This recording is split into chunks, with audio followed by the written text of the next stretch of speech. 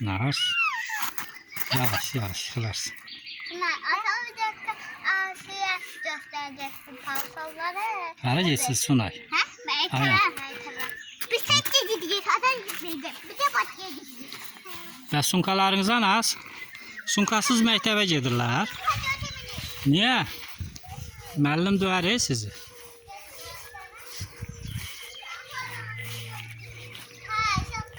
Hələ getməyin çölə, qoy.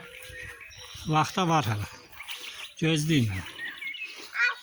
Bəri baxın da. Az nə qəşəng paltarlarınız var. Bir-birinizə yaxın durun da. Nə qəşəng paltarlarınız var az. Hı? Vay kalktan batacak. Gəlin gedin sunkanızı götürün.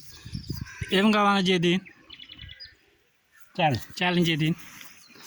Get ayan. Gedin sunkanızı götürün.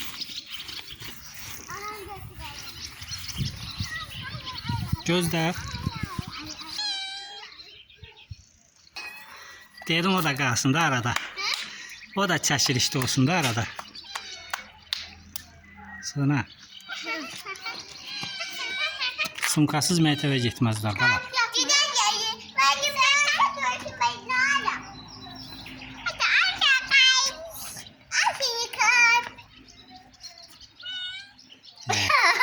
Rezanatı da cer duracaq. Nə qəşəng kalp yapırsınız az. Bir de böyle, bir de böyle. Qəşəng. Baba, bir de böyle. Hə. O ne?